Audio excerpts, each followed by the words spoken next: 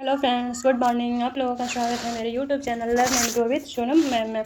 आज हम लोगों का टॉपिक जो रहने वाला है इतिहास से सिख धर्म और विविध क्वेश्चन रहने वाला है। तो चलिए आज हम लोगों का टॉपिक शुरू करते हैं। अगर आप लोग चैनल को सब्सक्राइब नहीं किए हैं तो प्लीज़ आप लोग सब्सक्राइब कर लें। क्वेश्चन नंबर 423 कह रहा है कि सिख धर्म के लिए सामाजिक सुधार आंदोलन निरंकारी आंदोलन के संस्थापक कौन थे।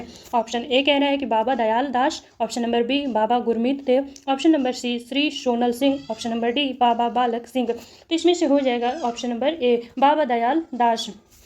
क्वेश्चन नंबर 424 कह रहा है कि कौन सा भारत का सबसे ऊंचा विक्ट्री टावर है। Option number A Fateh Burj, B Vijay Stambh, C Qutub Minar या झूलता मीनार। तो इसमें से हो जाएगा फतेह बुर्ज जो है वह सबसे ऊंचा विक्ट्री टावर है। क्वेश्चन नंबर 425 कह रहा है खालसा सेना ने सैन्य कमांडर बंदा बहादुर डैश में शहीद हुए थे। ऑप्शन नंबर ए 1715, बी 1717, सी 1716 या डी 1718। तो खालसा सेना के सैन्य कमांडर बंदा बहादुर 1716 में शहीद हुए थे। ऑप्शन नंबर सी सही हो जाएगा। क्वेश्चन नंबर 426 कह रहा है कि श्री गुरु गोविंद सिंह जी ने डैश में खालसा पंथ की स्थापना की थी। ए 1701, बी 1697, सी 1705 या डी 1699 में। तो खालसा पंथ की स्थापना जो हुई थी 1699 में हुई थी। ऑप्शन नंबर डी सही हो जाएगा। क्वेश्चन नंबर 427 कह रहा है किस सिख गुरु ने खालसा पंथ की स्थापना की थी। ए गुरु नानक देव जी ने, B Shri Guru Tegh Bahadur ji, option number C Shri गुरु हर गोविंद जी या डी श्री गुरु गोविंद सिंह जी। तो किसने खालसा पंथ की स्थापना किया था? तो श्री गुरु Govind Singh ji. Option number D सही हो जाएगा। क्वेश्चन नंबर 428 कह रहा है कि निम्नलिखित में से कौन सा सिखों के 5 तख्तों की सूची में शामिल नहीं है। ए कह रहा है श्री पटना साहिब पटना, बी श्री दमदमा साहिब तलवंडो साबो बठिंडा, सी श्री रकाबगंज साहिब नई दिल्ली या डी श्री केशवगढ़ साहिब आनंदपुर।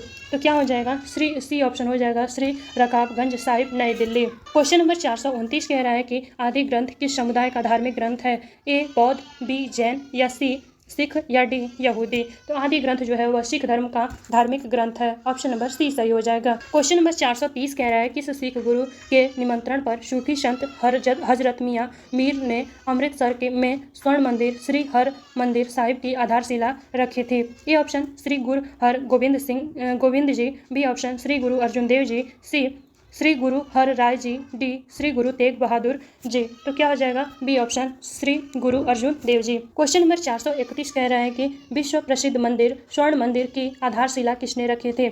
ए मोहम्मद इकबाल, बी हजरत मियाँ मीर जी, सी अशरफ अली थानवी या डी महमूद उल हसन। तो किसने? ऑप्शन नंबर बी हो जाएगा हजरत मियाँ मीर जी। क्वेश्चन नंबर 432 कह रहा है कि सिख धर्म के पहले गुरु कौन थे।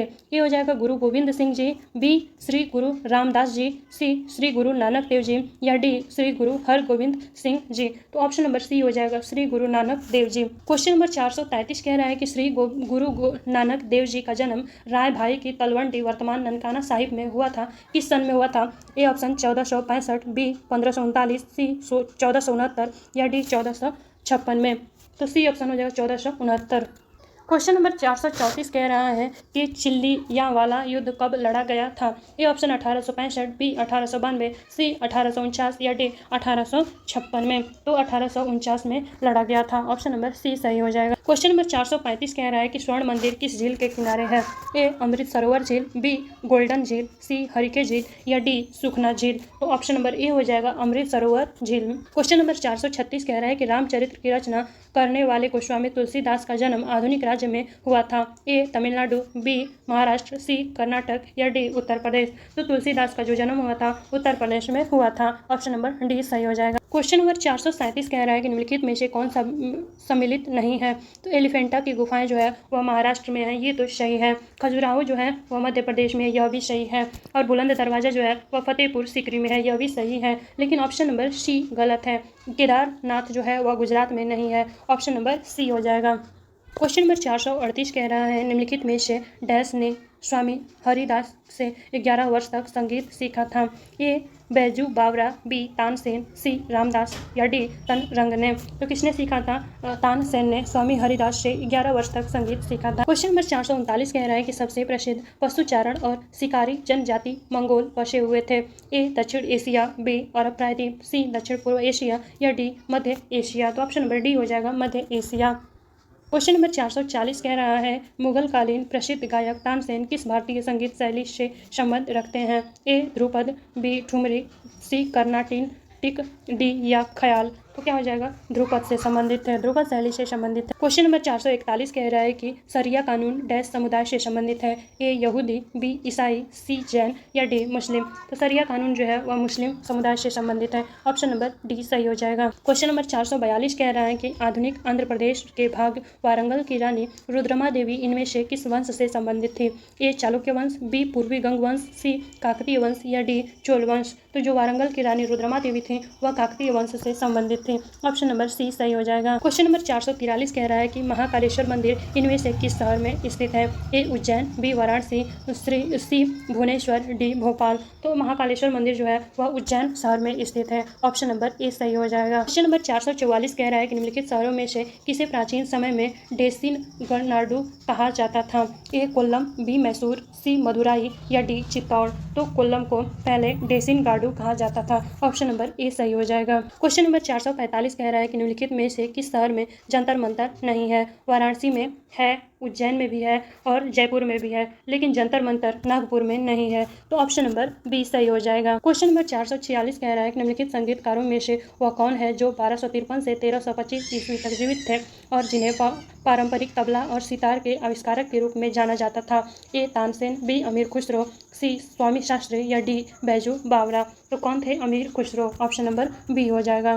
क्वेश्चन नंबर 447 कह रहा है कि उत्तर प्रदेश में निम्नलिखित में से कौन सा स्मारक नहीं है? तो ताजमहल उत्तर प्रदेश में ही है, बड़ा इमामबाड़ा लखनऊ उत्तर प्रदेश में ही है और सारनाथ स्तूप जो है वाराणसी में उत्तर प्रदेश में ही है, लेकिन सफदरजंग का मकबरा जो है वह उत्तर प्रदेश में नहीं है। तो ये ऑप्शन क्या हो जाएगा? इसका आंसर हो जाएगा जो उत्तर प्रदेश में स्मारक नहीं है। ये हम लोगों का लास्ट क्वेश्चन रहने वाला है मध्यकालीन इतिहास से। यहाँ पे हम लोगों का मध्यकालीन इतिहास का सारा जो क्वेश्चन है ऑल प्रीवियस ईयर जो NTPC में पूछे गए हैं हम लोग सॉल्व कर चुके हैं। अब अगले वीडियो में हम लोग आधुनिक इतिहास से जो क्वेश्चन होगा ऑल PYQ क्वेश्चन होगा वो हम लाएंगे और सॉल्व करवाएंगे। क्वेश्चन नंबर 448 कह रहा है कि महाराणा प्रताप के घोड़े का नाम क्या था? ऑप्शन नंबर ए बुलबुल, बी चेतक, सी हयग्रीव या डी बादल। तो महाराणा प्रताप के घोड़े का जो नाम था वह चेतक था।